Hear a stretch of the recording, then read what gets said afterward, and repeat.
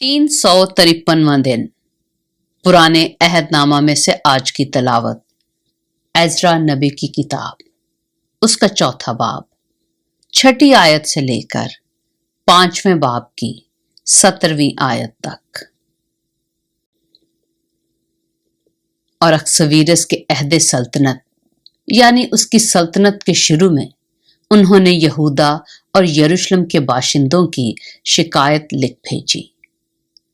फिर अरतख्शिश्ता के दिनों में बिशलाम और मित्रदात और तबाईल और उसके बाकी रफीकों ने शाह फारस अरतख्शिश्ता को लिखा।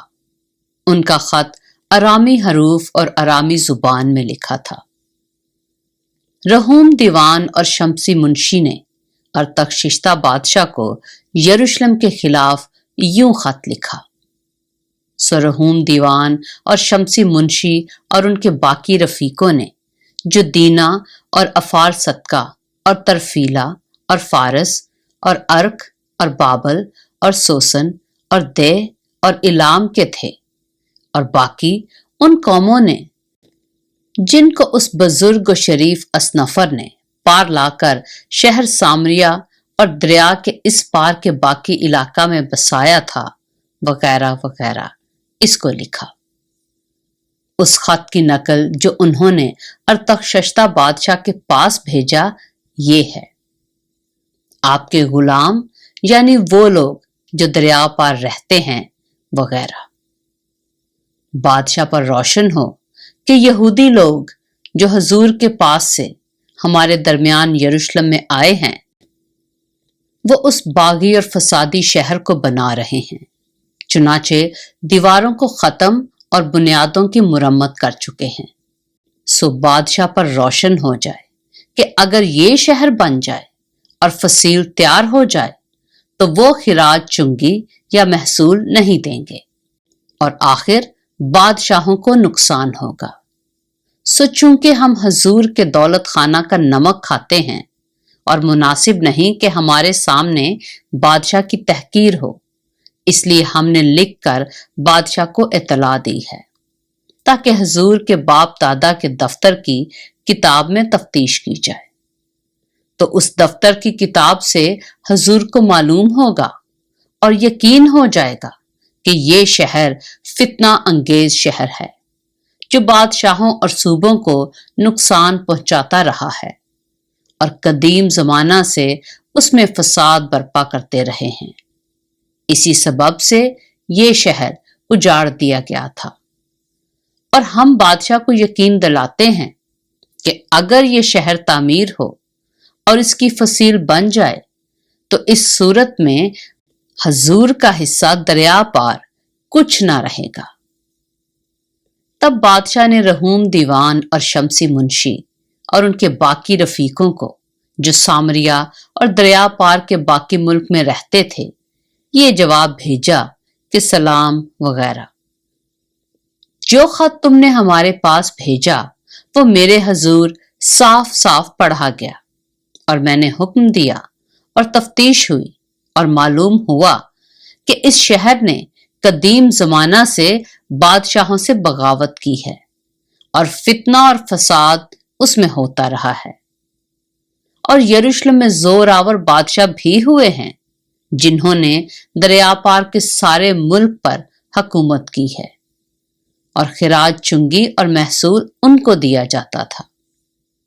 सो तुम हुक्म जारी करो कि ये लोग काम बंद करें और ये शहर ना बने जब तक मेरी तरफ से फरमान जारी ना हो। खबरदार इसमें सुस्ती ना करना। बादशाहों के नुकसान के लिए खराबी क्यों बढ़ने पाए। सो जब अरतख्शिश्ता बादशाह के खत की नकल रहूम और शमसी मुंशी और उनके रफीकों के सामने पढ़ी गई तो वो जल्द यहूदियों के पास यरूशलेम को गए और जबर और जोर से उनको रोक दिया। तब खुदा के घर का जो यरूशलेम में है काम मौकूफ हुआ और शाह फारस दारा की सल्तनत के दूसरे बरस तक बंद रहा। एज़रा नबी की किताब, उसका 5वां बाब।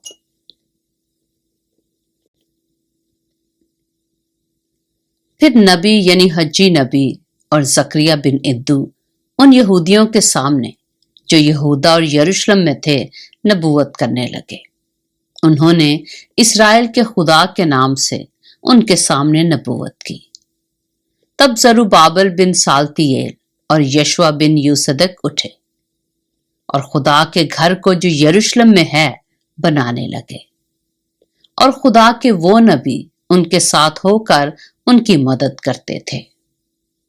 उन्हीं दिनों दरिया पार का हाकिम नतनी और शतरबूजनी और उनके साथी उनके पास आकर उनसे कहने लगे कि किसके फरमान से तुम इस घर को बनाते और इस फसील को तमाम करते हो। तब हमने उनसे इस तरह कहा कि उन लोगों के क्या नाम हैं जो इस इमारत को बना रहे हैं। पर यहूदियों के बुजुर्गों पर उनके खुदा की नजर थी, सो उन्होंने उनको ना रोका जब तक कि वो मामला दारा तक ना पहुंचा। और फिर इसके बारे में खत के जरिया से जवाब ना आया। उस खत की नकल जो दरिया पार के हाकिम नतनी और शतरबूजनी और उसके अफारस की रफीकों ने जो दरिया पार थे दारा बादशाह को भेजा। उन्होंने उसके पास एक खत भेजा जिसमें यूं लिखा था, दारा बादशाह की हर तरह सलामती हो। बादशाह को मालूम हो कि हम यहूदा के सूबा में खुदा ताला के घर को गए। वो बड़े बड़े पत्थरों से बन रहा है और दीवारों पर कड़ियां धरी जा रही हैं और काम खूब कोशिश से हो रहा है और उनके हाथों तरक्की पा रहा है। तब हमने उन बुजुर्गों से सवाल किया और उनसे यूं कहा कि तुम किसके फरमान से इस घर को बनाते और इस दीवार को तमाम करते हो। और हमने उनके नाम भी पूछे ताकि हम उन लोगों के नाम लिखकर हजूर को खबर दें कि उनके सरदार कौन हैं। और उन्होंने हमको यूं जवाब दिया कि हम जमीन और आसमान के खुदा के बंदे हैं और वही मस्कन बना रहे हैं जिसे बने बहुत बरस हुए और जिसे इस्राएल के एक बड़े बादशाह ने बनाकर तैयार किया था। लेकिन जब हमारे बाप दादा ने आसमान के खुदा को गुस्सा दिलाया तो उसने उनको शाह बाबल नबूकदनजर कसदी के हाथ में कर दिया, जिसने इस घर को उजाड़ दिया और लोगों को बाबल को ले गया। लेकिन शाह बाबल खोरस के पहले साल खोरस बादशाह ने हुक्म दिया कि खुदा का यह घर बनाया जाए और खुदा के घर के सोने और चांदी के ज़रूफ को भी, जिनको नबूकदनजर यरूशलेम की हैकल से निकाल कर बाबल के मंदिर में ले आया था, उनको खोरस बादशाह ने बाबल के मंदिर से निकाला और उनको शीशबजर नामी एक शख्स को, जिसे उसने हाकिम बनाया था, सौंप दिया और उससे कहा कि इन बर्तनों को ले और जा और इनको यरूशलेम की हैकल में रख और खुदा का मस्कन अपनी जगह पर बनाया जाए। तब उसी शीशबजर ने आकर खुदा के घर की जो यरूशलेम में है बुनियाद डाली और उस वक्त से अब तक ये बन रहा है, पर अभी तैयार नहीं हुआ। सो अब अगर बादशाह मुनासिब जाने तो बादशाह के दौलत खाना में जो बाबल में है तफ्तीश की जाए कि खोरस बादशाह ने खुदा के इस घर को यरूशलेम में बनाने का हुक्म दिया था या नहीं, और इस मामला में बादशाह अपनी मर्जी हम पर जाहिर करे।